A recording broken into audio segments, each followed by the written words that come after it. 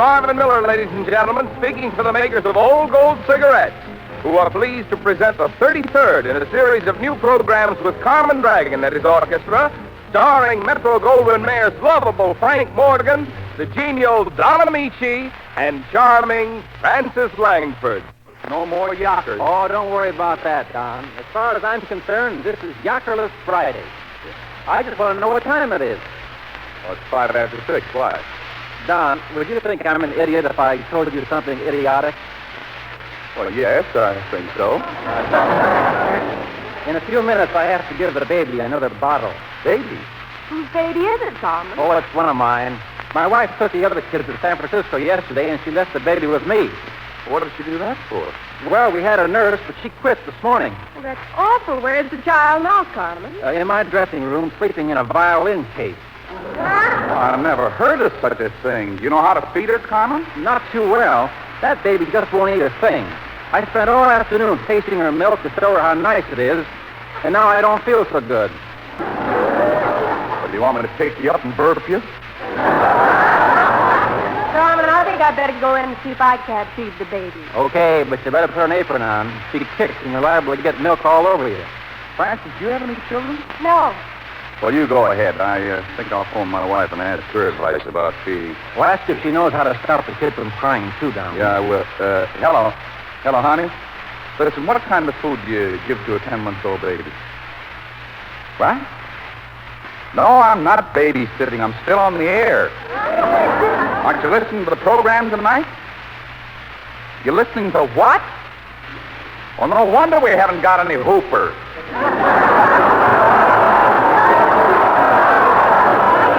This is for Carmen's kid. He has to take care of it. Get some what? Oh, yeah. And how do you stop it from crying? Yeah. Okay, thanks, honey. Goodbye. What'd she say, Don? Carmen, your worries are over. Just give your baby an old watch or a 10-cent string of beads and she'll stop squawking. Oh, that's what he says. I've given my baby a barrel of perfume and a mink coat, and I still can't keep her quiet.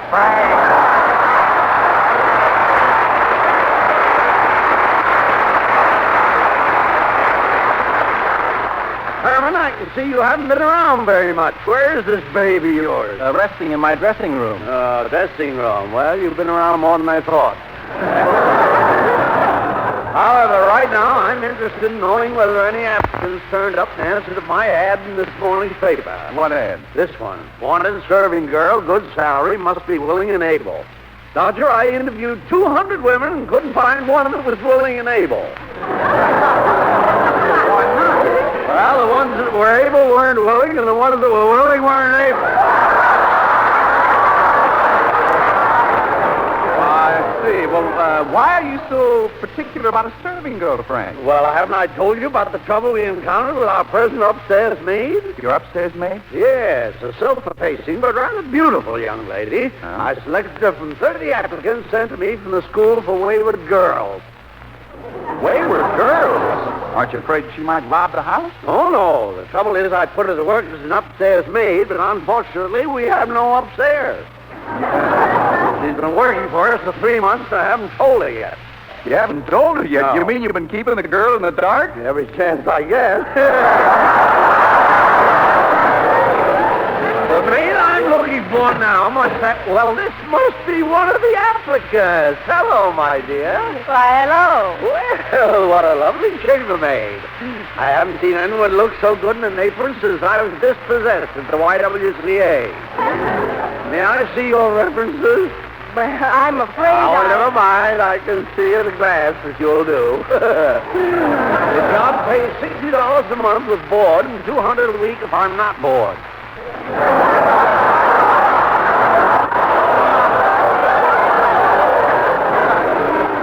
Is that satisfactory? I'm sorry, Mr. Morgan, but right now I've got my hands full with an infant. I have to warm him a bottle. Goodbye. Well, I didn't even get her name. Oh, are you a madman, Frank? That was Frances Langford, our featured singer. She's worked with you for months. Oh, Frances E. Singer. Works for Madman Month. Yeah, well, she's a capable-looking girl. It's a pity she won't work for me.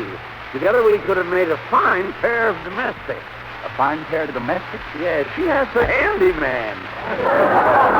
You really mean you didn't know that was Frances Langford? Well, I thought she looked kind of familiar, but wasn't she wearing an apron? Yes, Frank, he's just helping me out. Yeah, he's got a baby in the dressing room. A baby? Well, congratulations, Herman. Have a cigar. No, it's not a new one. His nurse walked out this morning and Carmen's stuck with the baby. His wife's in San Francisco and she doesn't know about it.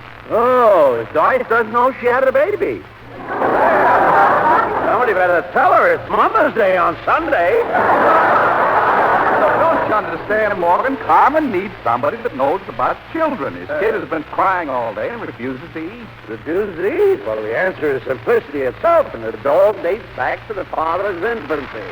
Herman, did your mother have any children? Just two, my brother and sister. Well, what's wrong with you, Carmen? Aren't you one of the family? I guess so, but I was so small I didn't even count. You know, when I was born, I only weighed 1.5 pounds. Not really. Did you live? Sure, you ought to see me now. Stop wasting time with Morgan, Carmen. You better get a doctor to look at your kid. Well, that won't be necessary, Herman. Long experience tells me that your child's difficulty lies in improper adjustment. By a series of simple tests, I can determine... What are you giving out with, Morgan? Do you know anything about child psychology? Are you serious, Dodger? Would you ask George Bernard Shaw if he knew anything about architecture? But Shaw is a playwright. He is? Well, then why should you ask him about architecture? My advice to you is to get a good architect, tell him what kind of a house you want. I don't want a house. I want to hear what you know about child psychology. Oh, yes. Well, learning the fundamentals of child psychology is just like taking candy from a baby. In fact, the whole idea is to keep taking candy from a baby. When you have more babies than you have candy, you divide them equally, add your age, take away the number you first thought of, and the number is always 9.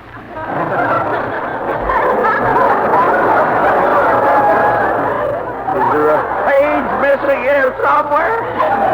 What's all that got to do with feeding Carmen's baby? Well, more than meets the eye, my boy. There are many reasons why a child becomes intractable, and the best method of approach is to probe its ego and uncover its foibles. This is a girl. Well, that makes it more complicated. Girl babies are naturally more capricious and often manage to confound even the most discerning psychologist. Frank, this isn't a problem child. Well, you never know. This may sound curious to you, but I was a problem child myself.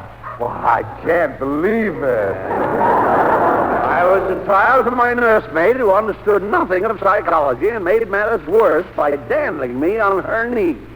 This led to some rather objectionable habits. So bad. The girl found she could pacify me by giving me frequent tepid baths and rapping me on the knuckles with a spiked club.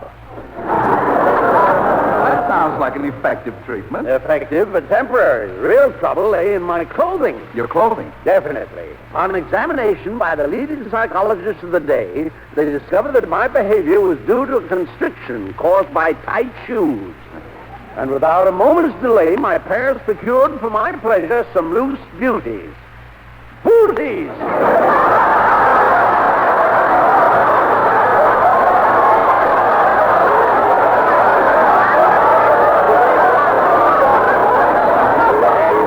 That made you normal, huh? It always has.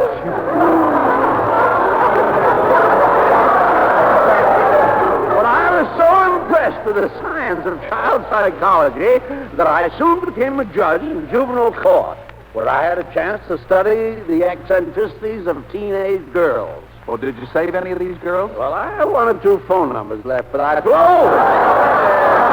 You mean, did I reform them? Yes. Certainly. I wrote a mountain of books on the subject, all published in every language. What books?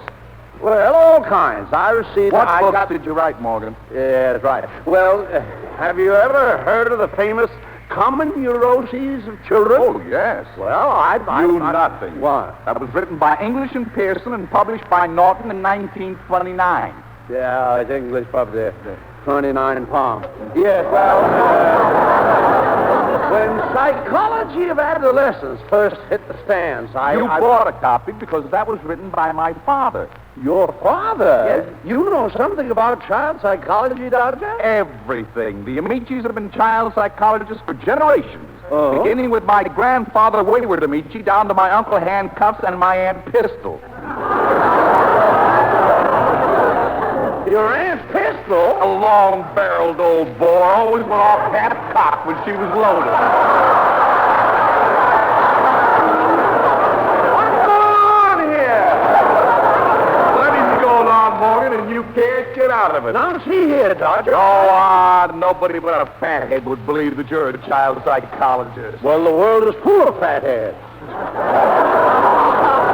Thank heaven I see one now. Here comes that pleasant Mr. Loudbucket. I don't want to intrude, Don, but I don't believe Mr. Morgan either. What? I'm sorry, Mr. Morgan, but I'm tired of your jokes, and I can no longer stomach being the butt. Well, now let's stop twisting things around. I was only pulling your leg. Really, this is one time I need your help.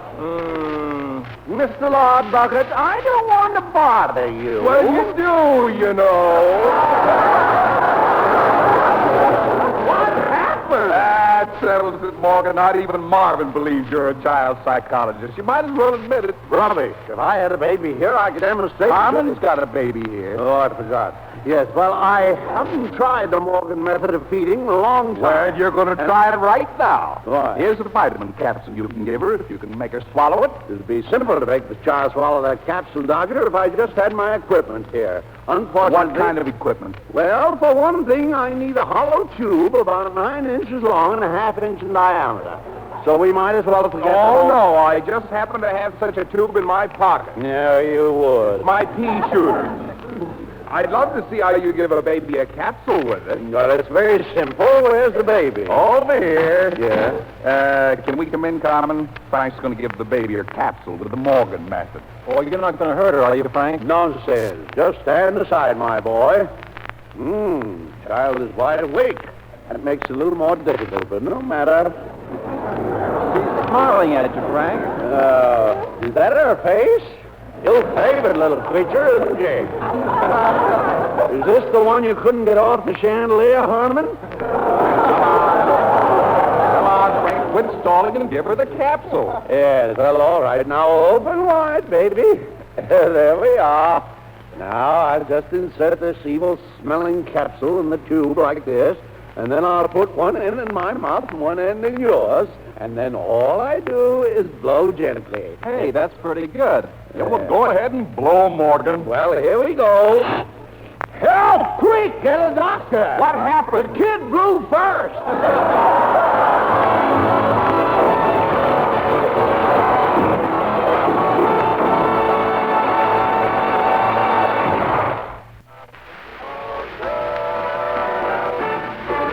Now, here are Don Ameche and Frances Langford as John and Blanche Bickerson in The Honeymoon is Over.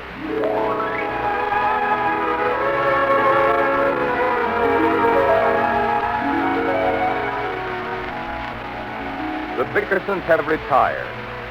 Mrs. Bickerson lies tense and unrelaxed in the darkness as poor husband John, victim of induced insomnia or Jabbering's reaction, engages in another losing battle during an acute attack of the sleep-robbing ailment.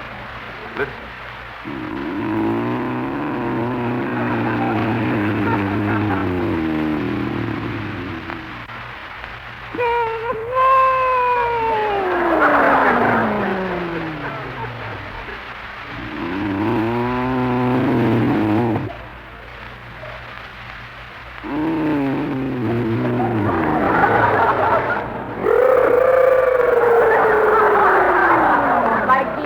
To a pinball machine. Going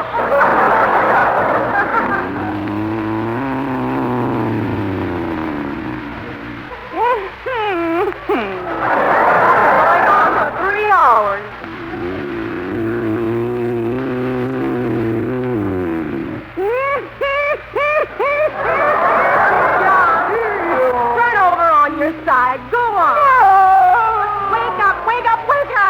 up, Blanche. Oh, what's the matter?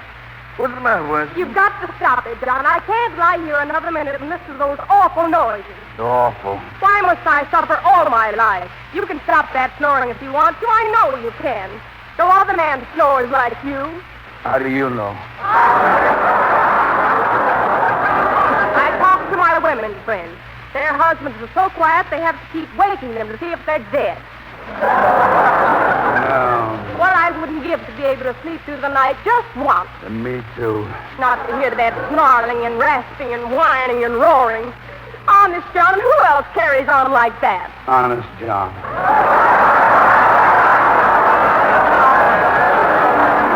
Very funny. Oh, you're so funny, John Bickerson. No, I'm not funny, Blanche. I'm just sleepy. But what about me? I haven't slept for so long I'm a nervous wreck. My face is full of lines. I've changed into a withered old crone. You haven't changed since the day I married you. You look great. That's not true. You're just trying to make me feel good. I am not. You are, too. I am not. I wouldn't make you feel good if it was the last thing I ever did. How well I know it. Telling me I haven't changed since you married me. That's such a defense because you know you're to blame. Go on. Take a look at our wedding picture. Wouldn't hurt you to see how pretty I used to be. It hurts. The picture didn't do me justice at that. You never should have paid that photographer. I still don't see why you let him get away with it, John. Oh, go on. It's the best picture you ever took in your life, and you know it. How can you say that? Look at it. It's on the dresser. Go on, look at it. Not now. The pose is all right, but I've got my lips apart and I'm showing the end of my tongue. I didn't know there was an end to it.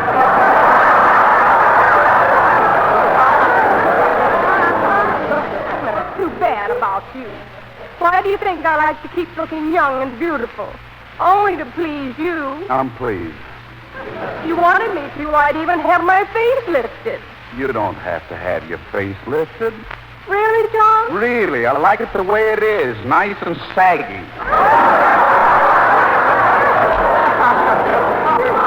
With my face. Nothing's the matter with it. But you don't think it's beautiful? Yes, I do. You do not? Oh, Blanche, I do. Then why don't you say it? Blanche, you're beautiful. Your face is cameo-like in its perfection. Your nose is classic. Your eyes are like two limpid pools. Your lips are as luscious as ripe cherries, and I love you. How can you love me?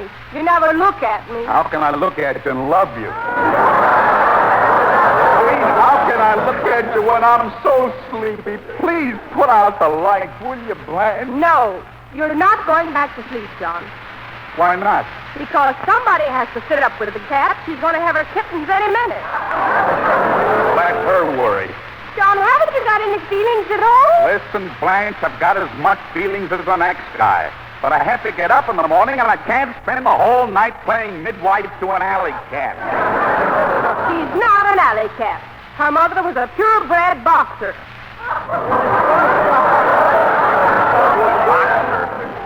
A boxer's a dog. For your information, a boxer is a cat, too. It's a special breed. They raise them in China. And our cat's mother was a champion boxer.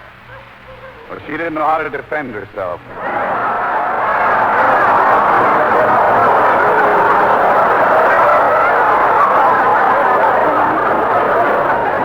What?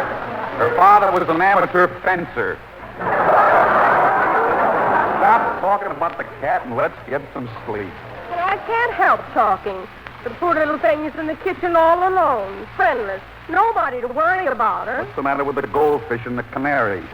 They're in there with her. Oh, they don't even know what's happening. Maybe the goldfish doesn't, but the canary's pacing up and down in his cage.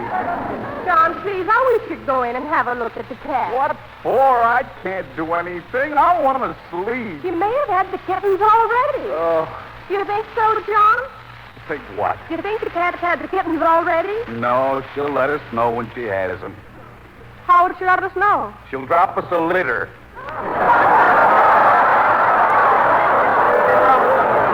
Good night, Blanche. And to think all these years I didn't know she was a female. We can't call her Peter anymore. I'll have to think of a name for her. Why don't don't you help me, John? No. Let me see. Marie. No, that's no good. Louise? No, if I call her Louise, Mel will get sore. Gloria. No, the cat'll get sore. Oh, I've got it. John, wake up. I thought of a good name. Go to sleep. I thought of a bad one. I'm going to call her Clara after my sister. Isn't that good? That's fine. And we can name the kittens after Clara's children. Kittens? Listen, Blanche, you don't think we're going to keep those kittens, do you? Oh, why not? Why not? Nobody keeps kittens. If you don't give them away or something, you'll have 9 million cats inside of a year. Who's going to feed them? Oh, they don't eat so much. Well, how can you say that? That one cat alone can eat 5 pounds of liver and drink a gallon of milk a week. More than I drink in a month. You never drink milk. I don't eat liver either. 1 million cats living in luxury. And I don't even have the bare necessities of life. What do you mean? 2 weeks ago, I ran out of bourbon toothpaste. Have I replaced it? No. This morning, I sprained my ankle trying to get the last squeeze out of the tube. You and that bourbon toothpaste. I don't see how you ever got that crazy dentist to make it up for you. Well, the dentist said I needed a stimulant for my gums.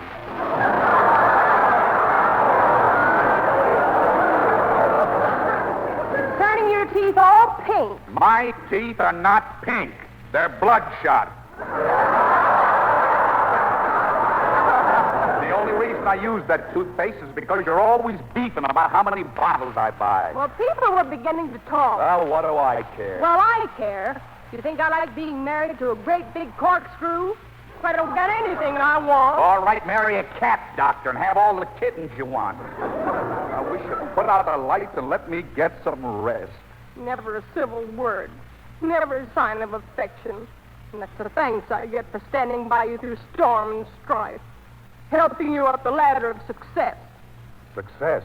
Thank heaven we don't have any children to see the misery their mother goes through. I can just imagine if we had a daughter, a beautiful girl growing into a beautiful woman, about to be married, and her famous father is gallivanting all over Europe, denying his family. Nobody's denying his family. There she stands, a lovely vision in her bridal gown. No father to give her away. Blanche! Why don't you come to your daughter's wedding, John?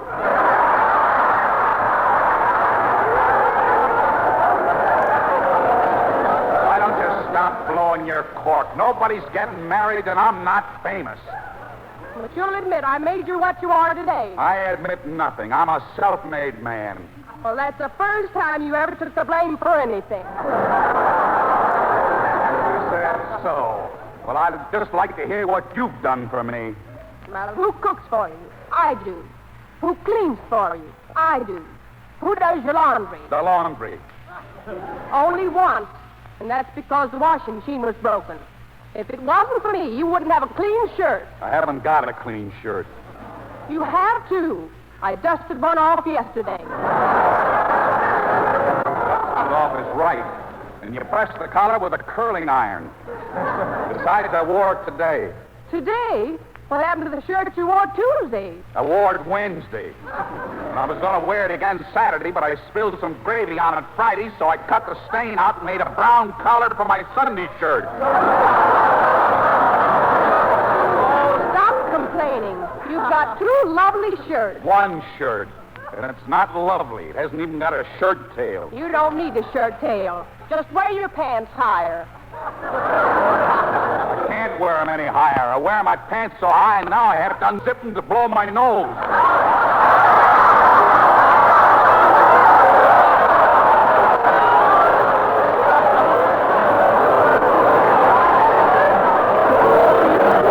Hush up and go to sleep. Yes, go to sleep, she tells me.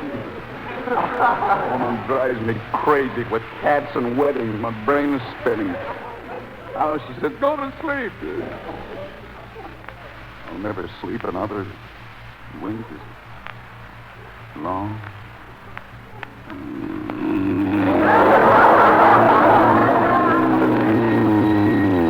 John, No. the telephone, answer it. Hello. Go to the phone and answer it. 2 o'clock in the morning and people call. No!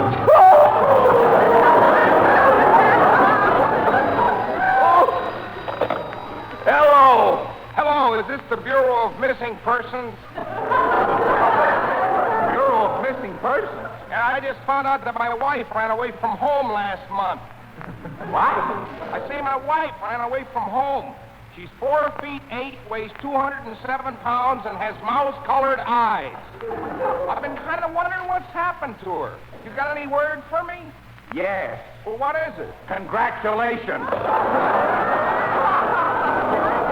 Never heard of such a thing. Man's wife ran away and he's looking for her. Must be nuts. Would you miss me if I ran away? Sure. How much would you miss me? How far are you running?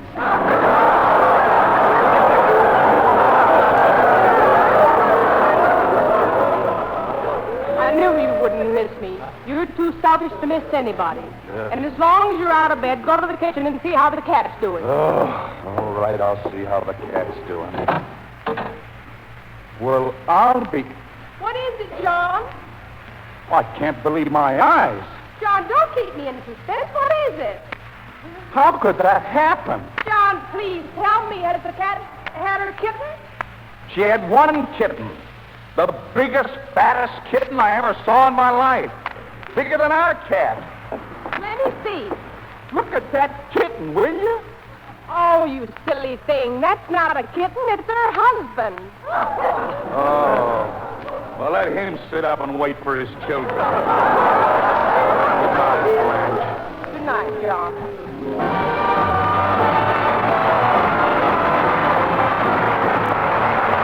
Well, that puts the lid on the 33rd program of our new series for Old Gold Cigarettes, written and directed by Bill Rapp. We hope you'll be on hand next Friday night for Frank Morgan, Frances Langford, and Carmen Dragon in the orchestra. This is Don Ameche saying good night and good smoking with Old Gold.